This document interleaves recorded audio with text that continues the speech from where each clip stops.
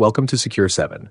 Today we're diving into a sneaky but powerful web vulnerability, cross-site request forgery, or CSRF. We'll explain how it works, demonstrate real-world attacks, and most importantly, show you how to prevent them.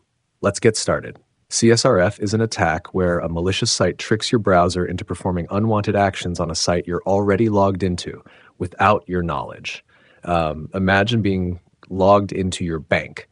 Then you visit a malicious site and boom, money is transferred without you ever clicking send.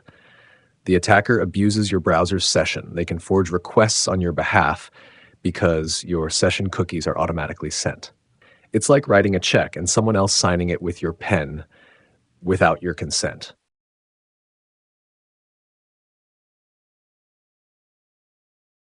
Let's demonstrate a CSRF attack using DVWA, Damn Vulnerable Web App.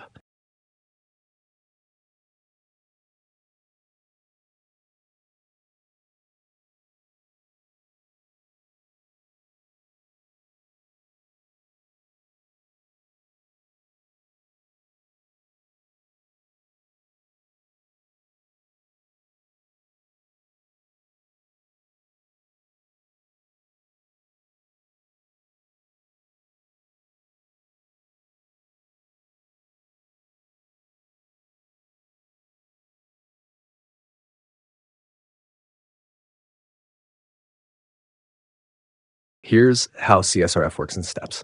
1. Victim logs into a target site, e.g. banking site. 2. Session cookie is stored in the browser. 3. Attacker crafts a malicious request, usually a form or AJAX call. 4. Victim visits attacker's page. 5. Browser sends the request with a session cookie. 6. Action gets completed, silently. No credentials, no password prompts, just abuse of trust. CSRF has hit real companies. Netflix, CSRF allowed attackers to change account settings. YouTube, old API, CSRF could subscribe users to channels. ForgeRock, an open redirect plus CSRF led to full account hijack. It's dangerous because it often goes unnoticed until it's too late. Several tools help pentesters find and exploit CSRF flaws. Burp Suite, intercept and replay CSRF payloads. OWASP Zap, passive scanning for vulnerable endpoints. CSRF Tester, simple test generator. Browser dev tools for crafting and sending hidden requests. The good news? CSRF is preventable with these defenses. Anti-CSRF tokens. Add unique tokens to each form/request. The server checks if the token matches. If not, the request is rejected. Same-site cookies. Set cookie headers like same-site equals strict or lax. This stops cross-origin requests.